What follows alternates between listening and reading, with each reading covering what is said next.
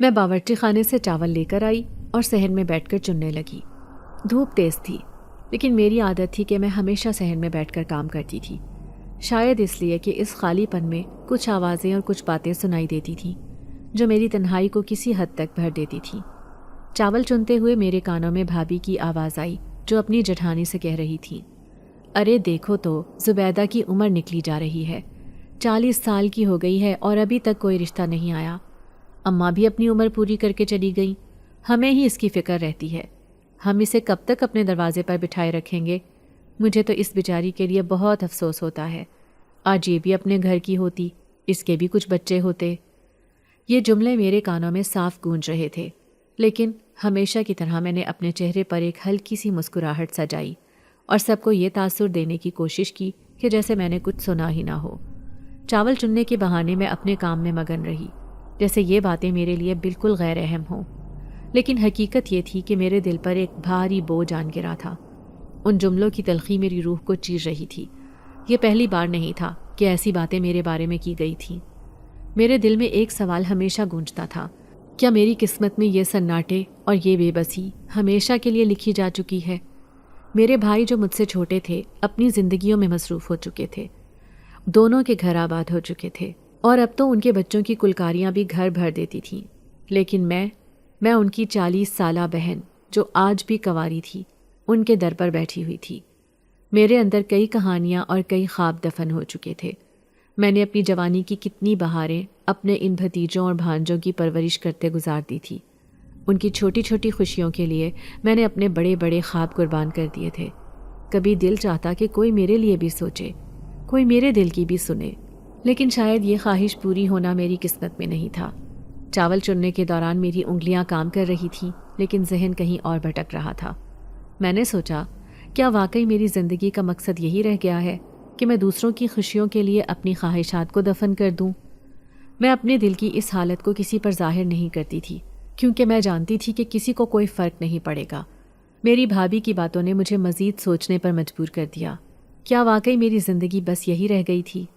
میرے ارد گرد بچوں کی ہنسی گونج رہی تھی، وہ کھیل رہے تھے، ان کے چھوٹے چھوٹے جھگڑے اور کہے صحن میں گونج رہے تھے، لیکن میرے اندر ایک خاموشی تھی، ایک ایسی خاموشی جو ہر گزرتے دن کے ساتھ بڑھتی جا رہی تھی۔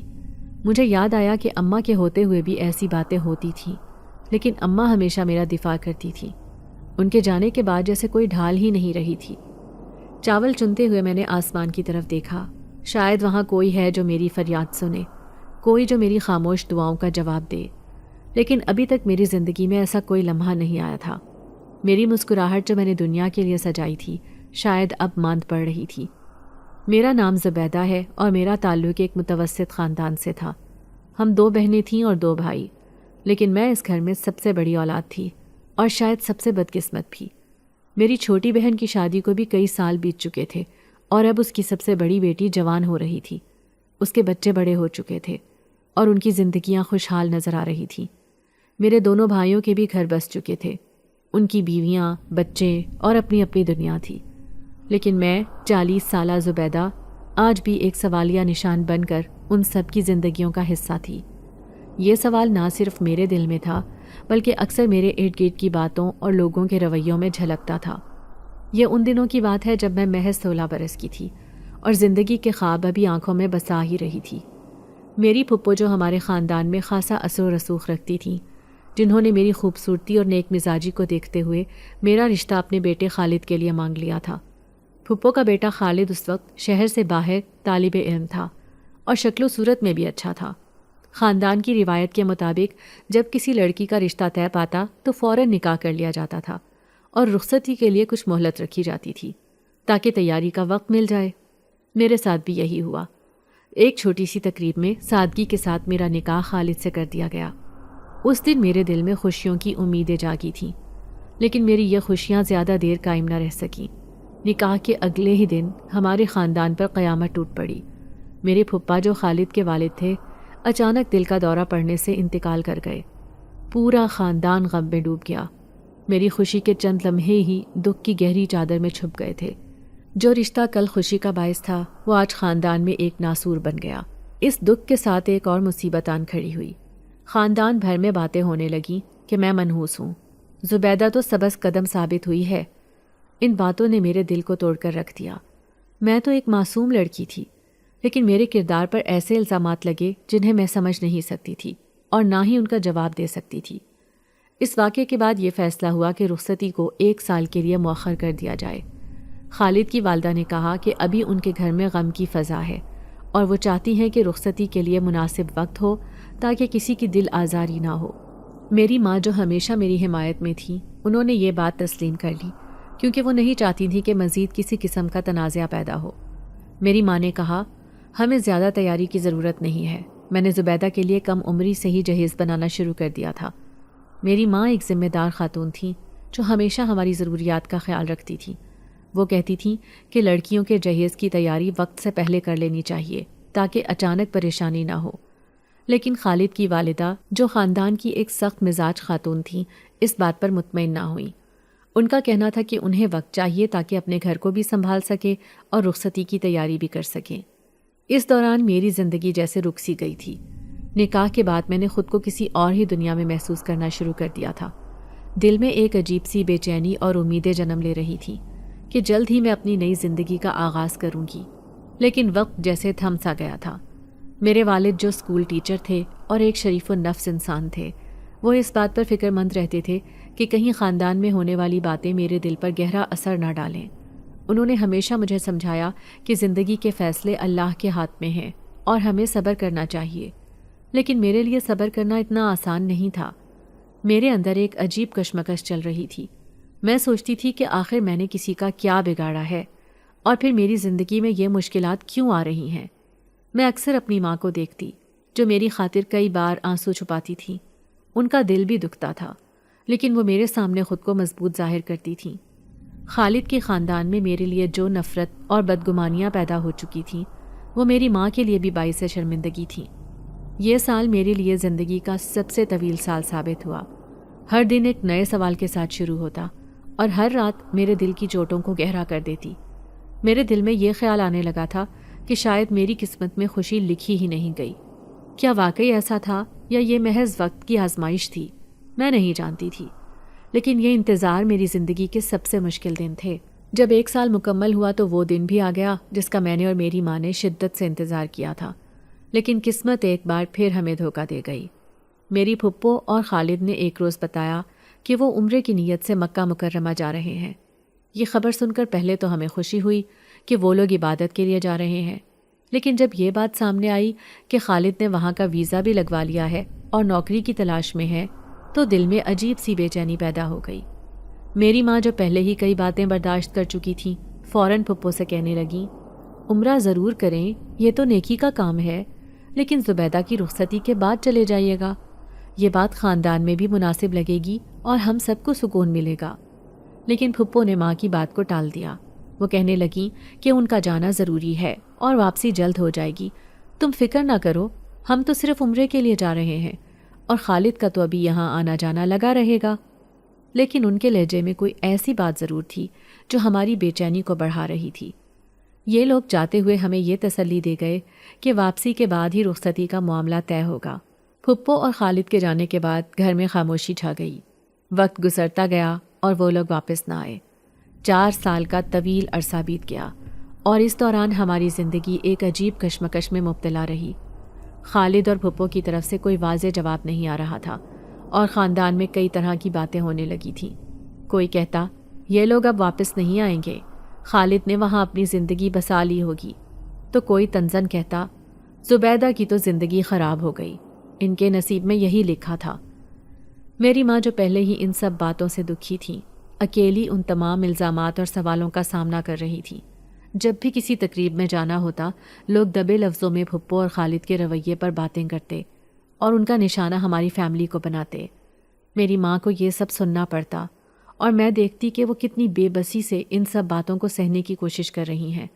ان کا چہرہ ہر گزرتے دن کے ساتھ مرجھاتا جا رہا تھا، لیکن وہ میرے سامنے کبھی اپنی تکلیف کا اظہار نہ کرتی۔ خاندان کی ایک عورت جو باتیں پھیلانے میں ماہر تھیں، جلتی پر تیل ڈالنے کا کام کرنے لگی۔ انہوں نے ایک روز میری ماں سے کہا، یہ لوگ واپس نہیں آئیں گے، زبیدہ کو باندھ کر رکھ دیا ہے، اگر ان کا ارادہ واپس آنے کا ہوتا تو وہ کب کے آ چکے ہوتے۔ وہ تو وہاں مستقل رہنے کی تیاری کر گئے ہیں۔ ان کے ان الفاظ نے میری ماں کو اندر تک جھنجھوڑ کر رکھ دیا۔ وہ فوراً پھپھو کو فون کرنے بیٹھ گئیں اور ان سے کہا، رخصتی کروا دو، پھر جہاں مرضی رہو۔ تم لوگوں کا جانا ہمیں قبول ہے، لیکن زبیدہ کی زندگی کو یوں بیچ میں نہ لٹکاؤ۔ پھپھو نے ماں کی باتوں کو پھر ہنس کر ٹال دیا اور کہا، یہ سب خاندان کی باتیں ہیں، ان پر دھیان نہ دو۔ ہم واپسی کا ارادہ رکھتے ہیں، بس کچھ وقت لگ رہا ہے۔ خالد ابھی وہاں نوکری کے معاملات میں الجھا ہوا ہے، جیسے ہی حالات سازگار ہوں گے ہم واپس آ جائیں گے۔ لیکن ان باتوں نے ہمارے دلوں میں جو شک پیدا کر دیا تھا وہ دن بدن بڑھتا جا رہا تھا۔ میری ماں ہر روز اسی الجھن میں مبتلا رہتی کہ آیا یہ لوگ واپس آئیں گے یا نہیں۔ ان کی راتیں دعاؤں میں گزرتیں اور دن کو وہ لوگوں کے سوالوں کے جواب دینے کی کوشش کرتی۔ میں نے اپنی ماں کو ان 4 سالوں میں جتنا کمزور ہوتے دیکھا شاید اپنی پوری زندگی میں کبھی نہیں دیکھا تھا۔ وہ ہمیشہ ہمیں مضبوط بناتی رہی، لیکن اب میں ان کے چہرے پر مایوسی کی لکیر دیکھ سکتی تھی۔ ان 4 سالوں میں میری زندگی جیسے رک سی گئی تھی۔ نہ میں اپنی عمر کے حساب سے زندگی کے خواب دیکھ سکتی تھی، نہ ہی میں کسی کو اپنی حالت سمجھا سکتی تھی۔ خاندان کے تانے، پھپھو کی خاموشی اور خالد کی لاتعلقی نے میرے دل کو ایک عجیب سی بے چارگی میں مبتلا کر دیا تھا۔ ہر دن ایک نیا امتحان تھا اور ہر رات ایک نئی دعا کے ساتھ ختم ہوتی تھی کہ شاید کل کچھ بہتر ہو جائے۔ لیکن ایسا کچھ نہ ہوا اور ہم اسی کشمکش میں مبتلا رہے۔ میری چھوٹی بہن زاہدہ، جو اب 18 سال کی ہو چکی تھی، ایک نازک اور سمجھدار لڑکی تھی۔ وہ ہمیشہ سے میری ماں کی خاص توجہ کا مرکز رہی تھی۔ جہاں میری زندگی بے یقینی اور انتظار کی دھند میں لپٹی ہوئی تھی، وہیں زاہدہ کے لیے ماں باپ نے روشن خواب دیکھ رکھے تھے۔ ایک روز والد کے ایک قریبی دوست، جو ایک معزز اور خوشحال گھرانے سے تعلق رکھتے تھے، ہماری طرف آئے اور زاہدہ کو اپنے بیٹے کے لیے پسند کر لیا۔ یہ خبر سن کر پہلے تو سب کو حیرانی ہوئی، لیکن والد نے ان کی بات کو عزت دی اور کہا کہ وہ کچھ وقت مانگیں گے تاکہ گھر کے معاملات کو ترتیب دے سکیں۔ پہلے پہل ماں اور والد نے یہ سوچا کہ زاہدہ کی شادی سے پہلے میری رخصتی ہو جائے تاکہ خاندان میں کوئی بات نہ ہو اور دونوں بہنوں کے معاملات عزت سے نپٹ سکیں۔ لیکن جب یہ بات میری پھپھو تک پہنچی تو انہوں نے ایک بار پھر وہی بے نیازی کا رویہ اپنایا۔ انہوں نے کہا، زمانہ بدل گیا ہے، اب چھوٹی بڑی کا کوئی فرق نہیں دیکھتا۔ زاہدہ کی شادی پہلے کر دو، اس میں کوئی برائی نہیں ہے۔ خالد بھی جلد واپس آ جائے گا، تب زبیدہ کی رخصتی کر لیں گے۔ پھپھو کی بات مانتے ہوئے میرے والدین نے زاہدہ کی شادی کی تیاریاں شروع کر دیں۔ یہ دن ہمارے لیے خوشی کے بھی تھے اور کڑوی یادوں کے بھی۔ زاہدہ کی شادی کا سوچ کر دل خوش ہوتا، لیکن اپنے لیے بنائی گئی امیدوں کا ٹوٹنا مجھے اندر سے کھائے جا رہا تھا۔ زاہدہ کی شادی دھوم دھام سے ہوئی اور وہ ایک نئے گھر کی ہو کر چلی گئی۔ میں نے اپنے دل کو تسلی دی کہ شاید یہ سب وقت کا کھیل ہے اور جلد میری قسمت بھی بدل جائے گی۔ لیکن شادی کے بعد کے دنوں میں میری ماں پر مزید ذمہ داریوں کا بوجھ بڑھ گیا۔ زاہدہ کے معاملات، اس کے نئے گھر کی ضرورتیں اور پھر جلد ہی اس کے حاملہ ہونے کی خبر نے ماں کو اور زیادہ مصروف کر دیا۔ اس سب میں میری اپنی زندگی کا معاملہ جیسے کہیں کھو گیا۔ وقت تیزی سے گزرتا گیا اور ایک اور سال بیت گیا۔ زاہدہ اپنے بچے کی خوشیوں میں مصروف ہو گئی اور میں ایک بار پھر وہیں آ کھڑی ہوئی جہاں سے میری کہانی شروع ہوئی تھی۔ خالد اور پھپھو کی طرف سے اب بھی کوئی واضح جواب نہیں آیا تھا۔ آخر کار والد اور ماں نے ایک دن فیصلہ کیا کہ وہ پھپھو سے آخری بار بات کریں گے۔ والد نے پھپھو کو فون کیا اور کہا، اب معاملہ ہماری عزت کا بن چکا ہے۔ لوگ ہم پر سوال اٹھا رہے ہیں کہ زبیدہ کی رخصتی کیوں نہیں ہو رہی۔ اب اس معاملے کو ختم کریں اور خالد کو واپس بھیجیں تاکہ ہم رخصتی کر سکیں۔ پھپھو جو ہمیشہ اپنی باتوں میں ہچکچاہٹ ظاہر کرتی تھی، اس بار والد کی سختی اور منت سماجت کے آگے مجبور ہو گئیں۔ انہوں نے کہا، ٹھیک ہے، ہم 1 ماہ بعد آئیں گے اور زبیدہ کی رخصتی کا بندوبست کریں گے۔ یہ سن کر ہمارے گھر میں خوشی کی لہر دوڑ گئی۔ ماں نے فوراً تیاریاں شروع کر دیں۔ میرا دل بھی خوشی سے بھر گیا تھا کہ شاید اب میرے انتظار کا وقت ختم ہونے والا ہے۔ کپڑے تیار کیے جا رہے تھے، گھر میں سجاوٹ کی باتیں ہو رہی تھیں اور سب خوش تھے کہ وہ دن آ رہا ہے جب میں اپنی نئی زندگی کا آغاز کروں گی۔ لیکن قسمت کو شاید ہماری خوشیاں زیادہ دن برداشت نہ ہوئیں۔ انہی دنوں والد کام کے سلسلے میں باہر گئے تو ان کے ساتھ حادثہ پیش آیا اور وہ چند گھنٹوں میں اس دنیا سے چلے گئے۔ یہ خبر ہمارے لیے کسی قیامت سے کم نہ تھی۔ ماں جو پہلے ہی پریشانیوں کے بوجھ تلے دبی ہوئی تھیں، جیسے ٹوٹ کر رہ گئیں۔ گھر کا سارا ماحول ایک دم بدل گیا۔ جہاں چند دن پہلے شادی کی تیاریوں کی گہما گہمی تھی، اب وہاں ماتم کا سماں تھا۔ والد کے انتقال کے بعد ہماری دنیا جیسے اندھیروں میں ڈوب گئی۔ اب نہ کوئی ہمارا سہارا تھا، نہ کوئی ہماری بات کرنے والا۔ والد کی موت نے نہ صرف ہماری خوشیوں کو چھین لیا تھا، بلکہ ہمیں بے یار و مددگار بھی کر دیا تھا۔ خاندان کے لوگ جو پہلے ہی طنز کرنے میں ماہر تھے، اب کھلم کھلا کہنے لگے، یہ تو ہونا ہی تھا، زبیدہ کے نصیب ہیں ہی خراب، پہلے پھپھو کے شوہر کو کھا گئی، پھر خالد کا مسئلہ، اور اب والد کی موت۔ میں نے اپنے آنسوؤں کو ضبط کیا، لیکن اندر سے میرا دل بکھر چکا تھا۔ ماں نے ایک بار پھر خود کو سنبھالا اور پھپھو سے بات کی، لیکن اب ہمیں ان کی طرف سے کسی بھی امید کی کوئی کرن نظر نہیں آ رہی تھی۔ یہ دن ہماری زندگی کے سب سے کٹھن دن تھے، اور ہم نے ان کا سامنا ایک ٹوٹے ہوئے دل کے ساتھ کیا تھا۔ میرے دن اب مکمل خاموشی میں گزرتے تھے۔ میں نے اپنی زندگی جیسے روک دی تھی۔ وقت کے ساتھ میرے دل نے ہر آس چھوڑ دی تھی۔ نماز اور قرآن پاک پڑھنا ہی میرا واحد سہارا بن چکا تھا۔ یہ وہ دن تھے جب میرے دل میں کوئی سوال نہیں تھا، بس ایک گہری خاموشی تھی۔ میرے وجود میں ایک عجیب سی اداسی تھی، جیسے میں اندر سے خالی ہو چکی تھی۔ میری ماں آمنہ، جو کبھی میرے لیے ڈھال بنی ہوئی تھی، خود بھی ایک گہری خاموشی کا شکار ہو گئی۔ ان کے دل پر اتنے سالوں کی پریشانیاں، خاندان کے تانے اور خالد کی بے وفائی کا بوجھ تھا۔ ہم دونوں ایک دوسرے کو دیکھ کر سمجھ جاتے کہ ہمارے دل میں کیا چل رہا ہے، لیکن کبھی ایک دوسرے سے کچھ کہہ نہ پاتے۔ کچھ عرصے بعد ہماری زندگی میں ایک اور کڑوی حقیقت آ گئی۔ ایک دن محلے کی ایک عورت ہماری دہلیز پر آئی۔ وہ ماں سے کہنے لگی، آمنہ، تم کب تک اپنی بیٹی کو ایسے تڑپتا ہوا دیکھو گی؟ خالد نے وہاں گھر بھی بسا لیا ہے، اس کی شادی کی تصویریں میرے بیٹے کے پاس ہیں، وہ اب اپنی زندگی میں خوش ہے، اور زبیدہ یہاں بیٹھے بیٹھے اپنی عمر ضائع کر رہی ہے۔ میری مانو، اسے طلاق دلوا کر کسی اور جگہ بیاہ دو۔ یہ بات سننا میرے لیے ایسا تھا جیسے کسی نے میرے زخموں پر نمک چھڑک دیا ہو۔ ماں کا چہرہ سفید ہو گیا تھا اور میرے اندر ایک گہرا خلا پیدا ہو گیا۔ خالد کی شادی کی خبر نے مجھے زندہ لاش بنا دیا۔ میں کئی دنوں تک سکتے میں رہی، جیسے میرے وجود کا کوئی حصہ مر گیا ہو۔ مجھے اپنے اوپر بہت غصہ آ رہا تھا کہ میں نے اپنی زندگی کے قیمتی سال ایک ایسے انسان کی آس میں گزار دیے جو کبھی میرا تھا ہی نہیں۔ اسی دوران زندگی کا ایک اور بڑا دھچکا ہمیں سہنا پڑا۔ میری ماں، جو میرے لیے سب کچھ تھیں، اچانک بیمار ہو گئیں۔ ان کے لیے ان سالوں کا صدمہ اور خاندان کے مسائل جھیلنا بہت مشکل ہو گیا تھا۔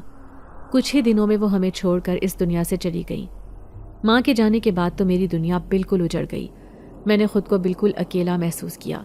میرے بھائی جو اپنی اپنی زندگیوں میں مگن تھے، اب بھی ہمارا خیال رکھتے تھے، لیکن وہ بھی اپنی بیویوں اور بچوں کے ساتھ مصروف ہو گئے تھے۔ ان کی شادیاں ہو چکی تھیں اور ان کے گھر آباد تھے۔ میں ان کی خوشیاں دیکھتی تھی اور دعا کرتی تھی، لیکن میرے دل میں ایک گہری تنہائی تھی جو کسی کو نظر نہیں آتی تھی۔ وقت کے ساتھ میری حالت اور بگڑتی گئی۔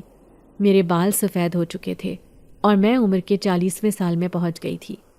خالد کی شادی کی خبر کے بعد میں نے یہ امید بھی ختم کر دی تھی کہ میری کبھی شادی ہو سکے گی۔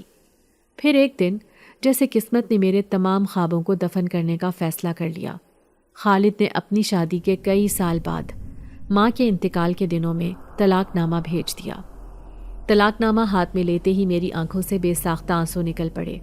ایسا محسوس ہوا جیسے میری زندگی کا وہ باب جو کبھی مکمل ہو ہی نہ سکا، ہمیشہ کے لیے ختم ہو گیا ہو۔ میں نے وہ کاغذ دیکھ کر سوچا کہ اب میری زندگی کا مقصد ہی کیا رہ گیا ہے۔ 24 سال کی قربانی، انتظار اور دکھ صرف ایک طلاق کے کاغذ پر ختم ہو گئے تھے۔ ماں کے جانے کے بعد میرے دن اور رات رونے میں گزرتے تھے۔ بھابیاں میرے لیے ہمدردی کا اظہار کرتی تھیں، کبھی کھانے کے لیے پوچھتیں، کبھی میرے ساتھ بیٹھ جاتیں، لیکن ان کی اپنی زندگی تھی اور میں جانتی تھی کہ وہ صرف اپنی اخلاقی ذمہ داری پوری کر رہی ہیں۔ گھر کا ماحول بھی بدل گیا تھا۔ جہاں پہلے میں سب کی توجہ کا مرکز تھی، وہاں اب بھائیوں کی بیویاں اور ان کے بچے اپنی جگہ بنا چکے تھے۔ میں گھر کے ایک کونے میں اپنی تنہائی کے ساتھ رہتی، جہاں مجھے کوئی دیکھتا بھی نہیں تھا۔ سب اپنی اپنی خوشیوں میں مگن ہو چکے تھے۔ میں نے اپنی زندگی کو ایک عادت کے طور پر قبول کر لیا تھا۔ میرے دن قرآن پاک پڑھتے، نماز ادا کرتے اور ماضی کے ان لمحوں کو یاد کرتے گزرتے تھے جو اب صرف ایک خواب لگتے تھے۔ میرے اندر ایک عجیب سی تسکین بھی تھی کہ شاید اللہ نے میرے نصیب کو ایسے ہی لکھا ہے اور مجھے اپنی قسمت کے ساتھ سمجھوتا کرنا ہوگا۔ ایک دن محلے کی ایک عمر رسیدہ خاتون ہمارے گھر آئیں، لیکن ان کی مسکراہٹ میں ایک عجیب سی مٹھاس تھی۔ انہوں نے بتایا کہ وہ ہمارے قریب والے خستہ حال مکان میں کرائے پر رہنے آئی ہیں، عارضی طور پر۔ یہ مکان محلے کے پچھلے حصے میں واقع تھا اور بہت پرانا اور اجاڑ سا لگتا تھا۔ ہم نے تو بچپن سے اس مکان کے دروازے کو بند ہی دیکھا تھا۔ کوئی وہاں رہنا پسند ہی نہیں کرتا تھا، کیونکہ محلے میں اس کے بارے میں طرح طرح کی کہانیاں مشہور تھیں کہ یہ مکان آسیب زدہ ہے یا وہاں کوئی جن رہتا ہے۔ لیکن یہ خاتون، جن کا نام رضیہ بیگم تھا، ان سب باتوں کی پرواہ کیے بغیر وہاں آ بسی تھی۔ وہ اپنے ساتھ ایک سکون اور خاموشی لے کر آئی تھی جو ان کی شخصیت کا حصہ تھی۔ ان کی طبیعت بہت نیک تھی اور ان کا رویہ ایسا تھا کہ جو بھی ان سے ملتا ان کی عزت کیے بغیر نہیں رہ سکتا تھا۔ میں جو اپنے دن زیادہ تر خاموشی اور تنہائی میں گزارتی تھی، ان کے آنے سے ایک نئی مصروفیت پا گئی تھی۔ میں روزانہ کچھ وقت ان کے پاس گزارنے لگی تھی۔ ان کی باتوں میں ایک خاص کشش تھی۔ وہ اپنے ماضی کے دکھ بھرے قصے سناتیں، کبھی اپنے بچوں کا ذکر کرتیں، کبھی اپنے شوہر کے ساتھ بیتے دنوں کی باتیں کرتیں۔ ان کی باتیں کبھی غمگین ہوتیں تو کبھی وہ ایسی بات سناتیں کہ میں بے اختیار ہنسنے لگتی۔ مجھے ان میں اپنی ماں دکھائی دیتی تھی جو ہمیشہ میری ڈھال بنی رہی تھی اور اب مجھے تنہا چھوڑ گئی تھی۔ رضیہ بیگم نے محلے میں قرآن پاک پڑھانے کا بھی آغاز کر دیا۔ وہ صبح کے وقت محلے کے بچوں کو اپنے گھر بلاتیں اور نہایت محبت سے انہیں قرآن کی تعلیم دیتیں۔ ان کے آنے سے محلے میں جیسے ایک نئی رونق آ گئی تھی۔ جو مکان سالوں سے ویران اور خوفناک لگتا تھا، وہ اب بچوں کی آوازوں اور ان کے کہکہوں سے گونجنے لگا تھا۔ محلے کی عورتیں بھی ان کی طرف کھنچنے لگیں اور ہر کوئی ان کی تعریف کیے بغیر نہیں رہتا تھا۔ مجھے بھی ان کے ساتھ وقت گزارنا بہت اچھا لگتا تھا۔ ان کی باتیں دل کو سکون دیتی تھیں اور ماضی کے زخموں پر جیسے مرہم رکھ دیتی تھیں۔ انہوں نے میری زندگی میں ایک نئی امید پیدا کر دی تھی۔ ان کے ساتھ میرا وقت ایسے گزرتا تھا جیسے ایک اجڑی ہوئی زمین پر پھول کھلنے لگے ہوں۔ رضیہ بیگم کا ایک بیٹا تھا جس کا نام فرحاد تھا۔ وہ اکثر اس کا ذکر کرتی تھی کہ وہ بیرون ملک مقیم ہے اور ایک بڑی کمپنی میں کام کرتا ہے۔ وہ یہ بھی بتاتی تھیں کہ فرحاد ہر ماہ ان کے لیے بھاری رقم بھیجتا ہے تاکہ ان کا خرچ آسانی سے چل سکے۔ لیکن جب وہ اپنے بیٹے کے بارے میں بات کرتی تھیں تو ان کے چہرے پر ایک عجیب سی خاموشی اور بے بسی چھا جاتی تھی۔ وہ کبھی ہنس کر اس کا ذکر کرتی تو کبھی اچانک خاموش ہو جاتی، جیسے کوئی اندرونی دکھ ان کے دل میں چھپا ہو۔ ان کے لہجے میں ایک عجیب سی ناراضگی بھی محسوس ہوتی تھی جو مجھے سمجھ نہیں آتی تھی۔ ایک دن رضیہ بیگم نے اچانک مجھ سے کہا، زبیدہ، آج تم میرے لیے کھیر بنا دو۔ فرحاد نے آج پیسے بھیجے ہیں، دل چاہ رہا ہے کہ کچھ میٹھا کھاؤں اور بچوں کو بھی کھلاؤں۔ ان کی بات سن کر میرے دل کو ایک عجیب سی خوشی ہوئی۔ میں نے دیکھا کہ ان کے چہرے پر ایک روشنی سی تھی، جیسے وہ آج خاص طور پر خوش ہوں۔ میں نے ان کی خواہش کا احترام کرتے ہوئے فوراً باورچی خانے کا رخ کیا اور بہت محبت سے کھیر بنائی۔ جب کھیر تیار ہوئی تو رضیہ بیگم نے اسے دیکھا اور کہا، واہ زبیدہ، یہ تو بہت خوشبودار لگ رہی ہے۔ میں ان کے لہجے کی خوشی سن کر مطمئن ہو گئی۔ شام کو جب محلے کے بچے سپارہ پڑھنے آئے تو رضیہ بیگم نے ان سب کو کھیر کھلائی۔ بچے خوشی سے چہکنے لگے اور ان کے چہروں پر مسکراہٹیں دیکھ کر میرا دل بھی خوش ہو گیا۔ رضیہ بیگم ان بچوں کو کھیر کھلاتے ہوئے ایسے خوش دکھائی دیتی تھی جیسے ان کی زندگی کے سارے دکھ ان معصوم چہروں کی خوشیوں میں چھپ گئے ہوں۔ یہ کھیر کھلانے کا سلسلہ اب ایک رسم بن گیا تھا۔ ہر جمعرات کو رضیہ بیگم مجھ سے کہتی، زبیدہ آج کھیر بنانی ہے، بچوں کے لیے اور اپنے دل کی خوشی کے لیے۔ میں ان کے کہنے پر پورے دل سے کھیر بناتی اور شام کو محلے کے بچے جو قرآن پاک پڑھنے آتے تھے اسے مزے لے لے کر کھاتے۔ رضیہ بیگم کے چہرے کی خوشی دیکھ کر مجھے بھی سکون ملتا تھا۔ یہ جمعرات کا معمول ہمارے محلے کی ایک خوبصورت روایت بن گیا تھا۔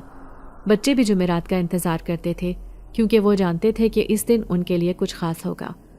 رضیہ بیگم کا گھر جو کبھی ویران اور خالی لگتا تھا اب بچوں کے کہکہوں اور خوشیوں سے بھرنے لگا تھا۔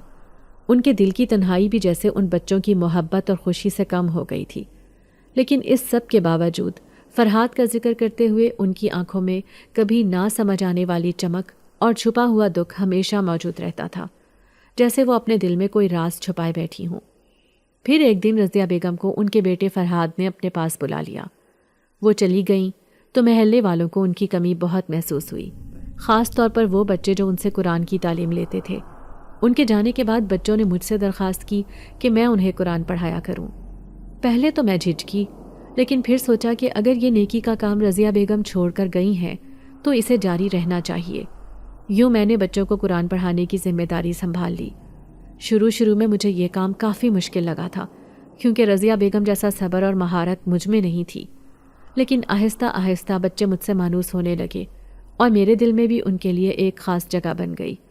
ان کے معصوم چہرے، ان کی شرارتیں اور قرآن پڑھنے کی لگن دیکھ کر میرا دل بھر آتا۔ میں کوشش کرتی کہ ان کی حوصلہ افزائی کروں اور ان کے ساتھ وہی محبت کا رویہ رکھوں جو رضیہ بیگم کا تھا۔ رضیہ بیگم کی یاد میں نے جمعرات کے دن کھیر بنانے کا معمول بھی جاری رکھا۔ یہ کام آسان نہیں تھا کیونکہ میرے پاس وسائل کم تھے اور میں اکثر سوچتی تھی کہ یہ سلسلہ کب تک چلے گا، لیکن جب بچوں کے چمکتے چہرے اور ان کی خوشی دیکھتی تو میرا دل مطمئن ہو جاتا تھا۔ وہ شام جب بچے میرے گھر آتے میرے لیے سب سے زیادہ خوشی کا وقت ہوتا۔ ایک رات میں گہری نیند میں تھی۔ یہ گرمیوں کا موسم تھا اور صحن میں بستر لگا کر سونے کی میری عادت تھی۔ رات کے 12 بجے کے قریب اچانک میرے دروازے پر زور زور سے دستک ہوئی۔ میں ہڑبڑا کر اٹھی اور دل ہی دل میں سوچا کہ اتنی رات گئے کون ہو سکتا ہے۔ کچھ خوف بھی محسوس ہوا، لیکن میں نے جلدی سے چادر اوڑھی اور دروازے کی طرف بڑھ گئی۔ جب میں نے دروازہ کھولا تو سامنے کا منظر دیکھ کر میری حیرت کی انتہا نہ رہی۔ 10-12 چھوٹے چھوٹے بچے، ہر ایک کے ہاتھ میں کوئی نہ کوئی برتن تھا، کسی کے ہاتھ میں پلیٹ، کسی کے ہاتھ میں کٹوری۔ سب کے چہروں پر ایک عجیب سی معصومیت اور شرارت بھری مسکراہٹ تھی۔ میں نے حیرت سے پوچھا، اتنی رات گئے یہاں کیوں آئے ہو؟ کیا بات ہے؟ ایک چھوٹے سے بچے نے آگے بڑھ کر معصومیت سے کہا، آپ نے ہمیں آج کھیر نہیں کھلائی، اس لیے ہم سب یہاں آ گئے ہیں، ہمیں کھیر کھانی ہے۔ دوسرے بچے نے فوراً کہا، ہاں ہم نے سنا تھا کہ آپ رضیہ بیگم کی جگہ کھیر بناتی ہیں، تو ہمیں بھی ویسی ہی کھیر چاہیے۔ میں ان کی باتیں سن کر حیران بھی تھی اور ہنس بھی رہی تھی۔ ان کی معصوم شرارت اور کھیر کھانے کی ضد دیکھ کر میرا دل پگھل گیا۔ میں نے انہیں سمجھانے کی کوشش کی کہ رات کافی ہو چکی ہے اور کھیر صبح بنے گی، لیکن وہ ماننے کو تیار ہی نہیں تھے۔ وہ اپنی ضد پر قائم تھے کہ کھیر ہمیں ابھی چاہیے۔ بچوں کی یہ معصوم ضد اور ان کے چمکتے ہوئے چہرے دیکھ کر میں نے سوچا کہ یہ بچے شاید میری تنہائی کو دور کرنے کے لیے اللہ نے بھیجے ہیں۔ وہ لمحہ میرے لیے بہت خاص تھا۔ میں نے انہیں اندر بلایا، پانی پلایا اور تسلی دی کہ اگلی صبح سب کو کھیر کھلاؤں گی۔ بچوں کی خوشی میری تھکن اور پریشانی کو دور کر گئی اور مجھے احساس ہوا کہ یہ چھوٹے چھوٹے معصوم فرشتے میرے لیے اللہ کی طرف سے ایک نعمت ہے۔ وہ کہنے لگے، دن میں ہمارے والدین ہمیں باہر جانے نہیں دیتے، اس لیے ہم صرف رات میں ہی آ سکتے ہیں۔ یہ سن کر میں حیرت میں پڑ گئی۔ رات کے پچھلے پہر بچوں کا اس طرح گھر سے نکلنا اور ایک ساتھ میرے دروازے پر آنا واقعی عجیب لگ رہا تھا، لیکن ان کے چمکتے چہروں اور معصومیت کو دیکھ کر میرا دل ان پر پیار سے بھر آیا۔ میں نے سوچا کہ شاید ان کے والدین انہیں دن میں مصروف رکھتے ہوں گے یا ان کے اپنے سخت اصول ہوں۔ خیر، میں نے ان سے وعدہ کیا کہ اگلی رات ان کے لیے کھیر ضرور بناؤں گی۔ آپ لوگ ضرور آنا، میں تم لوگوں کا انتظار کروں گی، لیکن دھیان رکھنا کہ کوئی تمہیں دیکھ نہ لے۔ بچوں نے خوشی خوشی وعدہ کیا اور یہ کہہ کر چلے گئے کہ وہ دوبارہ آئیں گے۔ میں نے دروازہ بند کیا اور دل ہی دل میں ان کی معصومیت پر مسکراتی رہی۔ اس دن میں رات دیر تک جاگتی رہی، سوچتی رہی کہ یہ بچے کتنے عجیب اور منفرد ہیں۔ ان کی باتیں، ان کی حرکات، سب کچھ عام بچوں سے مختلف لگتا تھا۔ اگلے دن میں نے اپنی تمام گھریلو ذمہ داریاں جلدی نمٹائیں اور دن بھر اسی سوچ میں رہی کہ رات کو کھیر بنانے کے لیے ہر چیز تیار ہو۔ شام ہوتے ہی میں نے کھیر بنانے کی تیاری شروع کر دی۔ چاول بھگو دیے، گڑ کا شربت تیار کیا اور دل ہی دل میں دعا کی کہ بچوں کو میری کھیر پسند آ جائے۔ جیسے ہی گھر کے باقی لوگ سو گئے، میں نے چولہا جلایا اور بڑی سی دیگچی میں کھیر پکانے لگی۔ گڑ اور چاولوں کی خوشبو نے پورے گھر کو مہکا دیا تھا۔ رات کے سناٹے میں یہ کام کرتے ہوئے ایک عجیب سا سکون محسوس ہو رہا تھا، گویا میں کوئی بہت بڑی نیکی کر رہی ہوں۔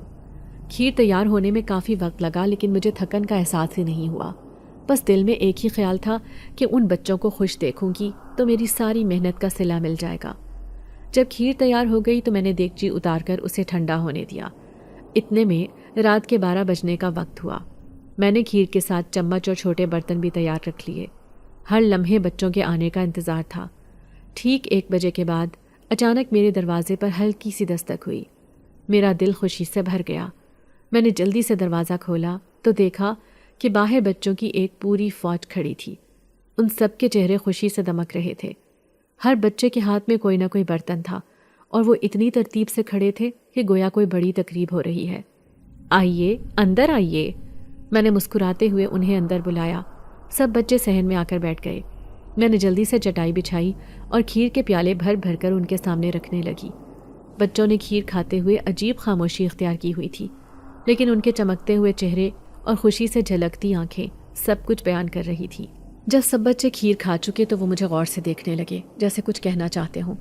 ان کے معصوم چہروں کو دیکھ کر میرا دل پگھل گیا۔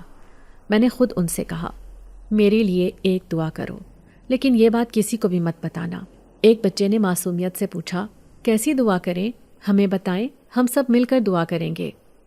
میرے دل کی آواز زبان تک آ گئی۔ میں نے بے اختیار کہہ دیا، دعا کرو کہ میری شادی ہو جائے۔ یہ کہتے ہوئے میری آنکھیں بھر آئیں۔ بچوں نے بڑی حیرانی سے میری طرف دیکھا، جیسے انہیں یقین نہ آ رہا ہو کہ یہ بات میں نے کہی ہے۔ پھر ان میں سے ایک نے معصومیت سے کہا، ہم دعا کریں گے، آپ فکر نہ کریں، لیکن کیا ہم آپ سے ایک سوال کر سکتے ہیں؟ میں نے مسکرا کر کہا، ہاں پوچھو۔ وہ کہنے لگا، آپ اتنی اچھی ہیں، آپ کی شادی کیوں نہیں ہوئی؟ کیا کسی نے آپ کے لیے دعا نہیں کی؟ ان کی بات نے میرے دل کے زخموں کو چھیڑ دیا، لیکن میں نے اپنی مسکراہٹ کو برقرار رکھتے ہوئے کہا، بس یہ دعا اب تم لوگ کرو، شاید اللہ تمہارے ذریعے میری دعا قبول کر لے۔ بچوں نے اپنے ننھے ہاتھ اٹھائے اور میری شادی کے لیے دل سے دعا مانگی۔ اس لمحے میں نے محسوس کیا کہ ان بچوں کی دعاؤں میں ایک خاص اثر ہے جو میرے دل کو سکون دے رہا تھا۔ میں نے ان سے وعدہ کیا کہ ہر جمعے کی رات میں ان کے لیے میٹھا بناؤں گی اور وہ میرے لیے دعا کریں گے۔ یہ معمول میری زندگی کا حصہ بن گیا تھا۔ دن میں کسی کو کچھ خبر نہ ہوتی کہ میں نے رات کو کیا کیا۔ میں بہت محتاط تھی، ہر چیز کو ترتیب سے سمیٹ لیتی تھی تاکہ کسی کو کوئی شک نہ ہو۔ میرے لیے یہ لمحے خوشی اور سکون کا ذریعہ بن گئے تھے۔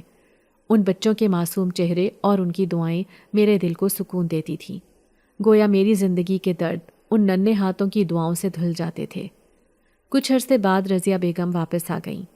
ان کے لوٹنے کی خبر نے نہ صرف مجھے بلکہ پورے محلے کو خوش کر دیا۔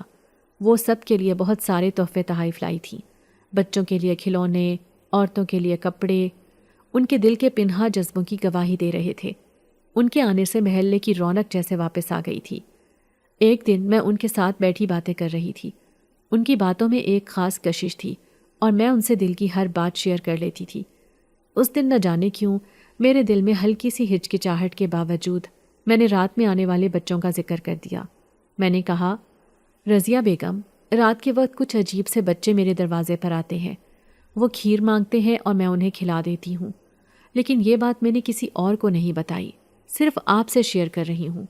مجھے ڈر تھا کہ کہیں کوئی برا نہ مان جائے کہ میں رات کے وقت بچوں کو بلا کر یہ سب کر رہی ہوں۔ میری بات سن کر رضیہ بیگم کی آنکھوں میں ایک عجیب سی چمک آئی۔ پہلے تو وہ خاموش ہوئیں، پھر اچانک کھلکھلا کر ہنسنے لگیں۔ ان کی ہنسی میں کچھ ایسا تھا کہ میرے دل کی دھڑکن تیز ہو گئی۔ میں نے الجھن بھرے لہجے میں پوچھا، آپ کیوں ہنس رہی ہیں؟ کیا میں نے کچھ غلط کہا؟ وہ مسکراہٹ دبائے ہوئے بولی، ارے پگلی، تمہیں نہیں معلوم؟ وہ بچے عام بچے نہیں ہیں، وہ تو جنات کے بچے ہیں۔ یہ سنتے ہی میرے ہوش اڑ گئے، میرے دل کی دھڑکن جیسے رک سی گئی۔ میں نے بے یقینی سے ان کی طرف دیکھا اور کہا، کیا؟ آپ کیا کہہ رہی ہیں؟ یہ کیسے ہو سکتا ہے؟ وہ تو بالکل عام بچوں جیسے لگتے ہیں۔ رضیہ بیگم نے میرے کندھے پر ہاتھ رکھا اور محبت بھرے لہجے میں کہا، دیکھو زبیدہ، یہ بات کسی سے مت کہنا، کیونکہ یہ راز ہے۔ جنات کے بچے بعض اوقات انسانوں کے قریب آ جاتے ہیں، لیکن وہ بہت معصوم اور نیک ہوتے ہیں۔ ان کے آنے سے کسی کو نقصان نہیں پہنچتا، بلکہ ان کے ساتھ نیکی کرنے والے کو فائدہ ہوتا ہے۔ وہ تمہارے لیے دعا کرتے ہیں اور تمہیں دیکھ کر خوش ہوتے ہیں، اس لیے ڈرنے کی ضرورت نہیں، بس یہ راز اپنے دل میں رکھو۔ میں سکتے میں تھی، میرے دماغ میں ہزاروں خیالات آ رہے تھے۔ وہ معصوم چہرے، ان کی ہنسی، ان کا کھیر مانگنا، میں سب کچھ یاد کر رہی تھی۔ کیا یہ واقعی ممکن ہے؟ کیا میں اتنے عرصے سے جنات کے بچوں کو کھیر کھلا رہی تھی؟ میرے وجود میں خوف اور حیرت کا عجیب امتزاج تھا۔ رضیہ بیگم کی باتوں نے میرے دل میں ایک ہلچل مچا دی تھی۔ کچھ دن بیت گئے، زندگی اپنی معمول کی رفتار سے چل رہی تھی، لیکن دل میں وہ جنات کے بچوں والی بات ہمیشہ ہلچل مچائے رکھتی تھی۔ ایک دن دوپہر کا وقت تھا جب رضیہ بیگم ہمارے گھر آئیں۔ ہمیشہ کی طرح ان کی آمد سے گھر میں خوشی کی لہر دوڑ گئی۔ بھابیاں اور میں سب بیٹھے باتیں کر رہے تھے۔ رضیہ بیگم اپنی مخصوص محبت بھری مسکراہٹ لیے سب کی خیریت دریافت کر رہی تھی۔ میری بھابھی شکیلہ نے ان کے سامنے چائے کا کپ رکھتے ہوئے کہا، ارے خالہ، اب تو ہمیں یاد ہی نہیں کرتی آپ، اتنا عرصہ کہاں گم تھیں؟ رضیہ بیگم نے مسکراتے ہوئے کہا، بس بیٹی ضروری کام تھا اسی لیے دیر ہو گئی، لیکن اب تم سب سے مل کر دل کو سکون مل رہا ہے۔ ان کی باتوں میں ہمیشہ ایک عجیب سی گہرائی ہوتی تھی، جیسے وہ ہر لفظ کے پیچھے کوئی راز چھپائے بیٹھی ہوں۔ شکیلہ نے ہنستے ہوئے کہا، اچھا خالہ، وہ راز بھی بتا دیں کہ اتنا ضروری کام کیا تھا؟ یہ سن کر رضیہ بیگم کے چہرے پر ایک معنی خیز مسکراہٹ آ گئی۔ انہوں نے شکیلہ کو مخاطب کرتے ہوئے کہا، اچھا میں تمہیں بتا ہی دیتی ہوں، دراصل میں فرحاد کو لینے کے لیے گئی تھی تاکہ زبیدہ کے لیے اس کا ہاتھ مانگ سکوں۔ یہ سنتے ہی میری دنیا جیسے تھم گئی، مجھے لگا جیسے کسی نے میرے کانوں میں گونجتا ہوا طوفان بھر دیا ہو۔ حیرت کے مارے میری آنکھیں پھٹی کی پھٹی رہ گئیں۔ کیا یہ واقعی سچ تھا؟ کیا رضیہ بیگم نے یہ بات سچ کہی تھی یا میں دن دہاڑے خواب دیکھ رہی تھی؟ میرے دل کی دھڑکنیں بے ترتیب ہونے لگیں۔ میں نے چپکے سے رضیہ بیگم کے چہرے کو دیکھا، جہاں ان کی باتوں کی سنجیدگی واضح تھی۔ شکیلہ جو ہمیشہ باتوں کو مذاق میں اڑا دیتی تھی، اس بار سنجیدہ ہو گئی۔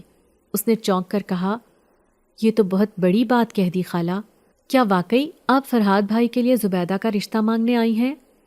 رضیہ بیگم نے اس بات میں سر ہلایا اور کہا، ہاں بیٹی، زبیدہ جیسی نیک اور خالص لڑکی میرے فرحاد کے لیے ایک نعمت ہوگی۔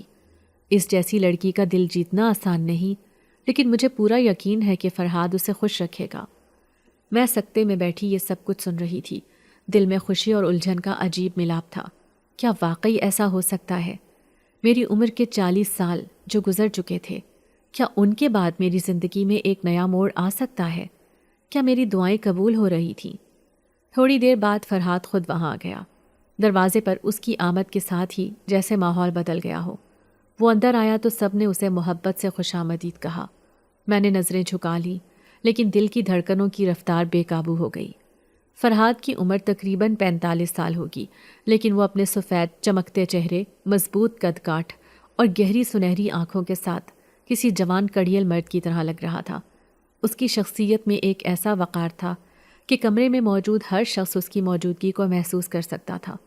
وہ اپنی والدہ کے قریب بیٹھ گیا، لیکن اس کی نظریں بار بار میری طرف اٹھتیں، گویا وہ میری خاموشی اور جھجک کو سمجھنے کی کوشش کر رہا ہو۔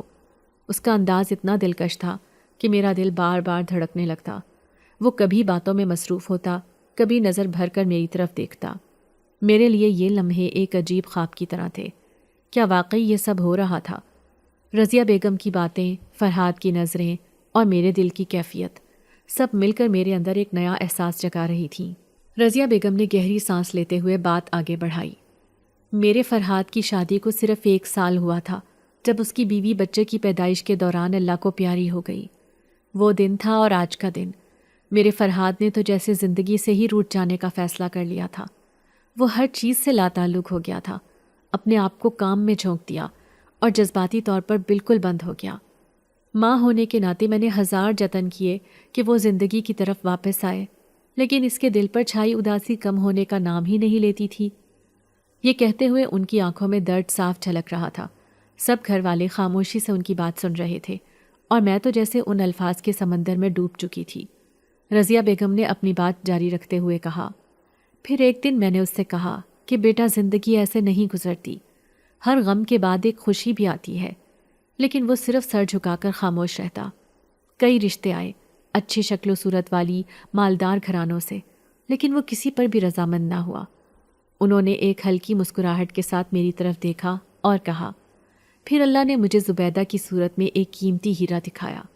میں نے فرحاد سے کہا کہ اس لڑکی کو دیکھو، اس کی نیک نامی، اس کا صبر، اس کی ہمارے لیے محبت، یہ سب کچھ کسی خزانے سے کم نہیں ہے۔ میں نے اسے بتایا کہ زبیدہ جیسی بیوی تمہیں نہ صرف خوش رکھے گی بلکہ تمہاری زندگی کے ہر زخم کو بھر دے گی۔ اور جانتی ہو کیا ہوا؟ فرحاد جو ہر بات کو ٹال دیتا تھا، اس بار خاموشی سے میری بات سننے لگا۔ شاید وہ بھی تمہارے کردار سے متاثر ہو چکا تھا۔ یہ سنتے ہی میرا دل زور زور سے دھڑکنے لگا۔ کیا یہ واقعی حقیقت تھی؟ کیا فرحاد نے واقعی مجھے پسند کیا تھا؟ میں نے اپنے آپ کو یقین دلانے کی کوشش کی کہ یہ سب خواب نہیں ہے، لیکن دل میں بے شمار سوالات اٹھ رہے تھے۔ رضیہ بیگم نے آگے کہا، زبیدہ، تمہاری معصومیت اور خلوص نے فرحاد کا دل جیت لیا ہے۔ میں نے اسے صاف کہا کہ یہ تمہاری زندگی کی بہترین شراکت دار ہو سکتی ہے۔ پہلے تو وہ تھوڑا جھجکا، لیکن پھر اس نے کہا کہ اگر یہ ماں کی پسند ہے تو یقیناً یہ میری زندگی کا سب سے صحیح فیصلہ ہوگا۔ ان کے الفاظ میرے دل کو گہرائی تک چھو گئے۔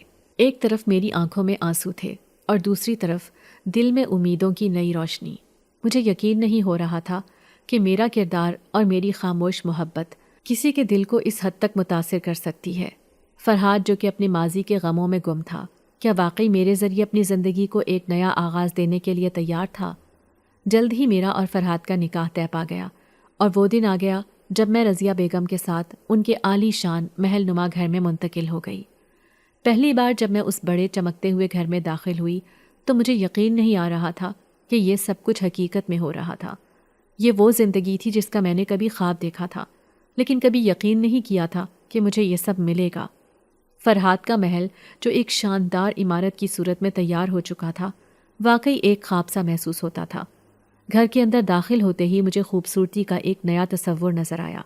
رنگین پردے، قیمتی فرنیچر اور جدید طرز کی تزئین و آرائش نے اس مکان کو ایک جنت کا گمان دلایا تھا۔ دروازے پر کھڑی وہ خوبصورت سواری اور محلے میں بکھری ہوئی خوشبوؤں کا حال بھی کچھ الگ ہی تھا۔ رضیہ بیگم نے بتایا کہ وہ اس بوسیدہ مکان میں کرائے پر اس لیے رہنے آئی تھیں کیونکہ ان کا اصلی مکان ان دنوں زیر تعمیر تھا، اور اب جب وہ محل مکمل ہو چکا تھا تو ان کا بھی ہر خواب حقیقت بن چکا تھا۔ ان کے بیٹے فرحاد نے اتنی دولت جمع کی تھی کہ ایک بڑی جائیداد، کاروبار اور دنیا کی تمام عیش و آرام کا اہتمام تھا۔ اب مجھے اس میں زندگی گزارنے کا موقع مل رہا تھا۔ میں جسے کبھی اپنی تقدیر کا حصہ نہ سمجھتی، آج وہ سب کچھ میرا تھا۔ محل میں رہنے سے پہلے میں نے وہ بوسیدہ مکان میں گزارے ہوئے دن یاد کیے، وہ چھوٹے سادہ دن جن میں ہمیں خوشی کی کوئی بڑی شکل نہیں ملتی تھی۔ لیکن آج میری زندگی میں اتنی تبدیلی آ چکی تھی کہ مجھے لگا شاید اللہ نے میری دعائیں سن لی تھیں۔ فرحاد کا ساتھ اور اس کی محبت نے میری زندگی کو ایک نیا رنگ دے دیا تھا۔ میں اب ہر دن اس نئے ماحول میں خوش رہنے کی کوشش کرتی تھی، لیکن دل میں کبھی کبھی وہ پرانی زندگی کی سادگی اور اطمینان کی کمی محسوس ہوتی تھی۔ لیکن پھر میں سوچتی کہ یہ سب مجھے کس قیمت پر ملا تھا۔ مجھے یہاں رہتے ہوئے کافی دن بیت چکے تھے اور ہر دن ایک نئی حقیقت میرے سامنے آ رہی تھی۔ فرحاد اور میں نے نئی زندگی کی شروعات کی تھی، لیکن جیسے جیسے وقت گزرتا گیا مجھے کچھ چیزیں عجیب لگنے لگیں۔ ایک رات کا واقعہ تو میرے دل و دماغ میں ہمیشہ کے لیے نقش ہو گیا۔ وہ رات کچھ مختلف تھی۔ مجھے نیند میں کچھ خلل محسوس ہوا اور میری آنکھ کھل گئی۔ میں نے دیکھا کہ فرحاد رات کے 2 بجے کمرے سے باہر نکلے۔ میرے تجسس نے مجھے مجبور کیا کہ میں ان کا پیچھا کروں۔ میں آہستہ آہستہ ان کے پیچھے چلتے ہوئے دیکھ رہی تھی کہ وہ اپنے کمرے سے نکل کر اپنی ماں کے کمرے میں داخل ہو گئے۔ میں تھوڑا اور قریب پہنچی اور پھر ان کی گفتگو سن کر میری سانسیں رک سی گئیں۔ فرحاد اور رضیہ بیگم کے درمیان شدید بحث ہو رہی تھی۔ رضیہ بیگم کہہ رہی تھیں، ہمیں زبیدہ کو بتا دینا چاہیے کہ ہمارا تعلق جنات کے خاندان سے تھا اور تم ایک جن ذات کی اولاد ہو۔ یہ باتیں سن کر میری آنکھیں پھٹی کی پھٹی رہ گئیں۔ میری زندگی میں ایک نیا راز سامنے آ رہا تھا جو میں نے کبھی سوچا بھی نہیں تھا۔ فرحاد غصے میں کہتے ہوئے جواب دے رہے تھے، میں نہیں چاہتا کہ میرا بسا بسایا گھر اجڑ جائے۔ آپ اس راز کو راز ہی رکھیں۔ ویسے بھی اب ہمارا اس جنات کی دنیا سے کوئی تعلق بھی نہیں رہا۔ اس کے بعد وہ ماں سے اور کچھ نہ بولے، لیکن ان کی باتوں میں ایک قسم کا اضطراب تھا، جیسے وہ اس راز کو بے نقاب نہ ہونے دینا چاہتے ہوں۔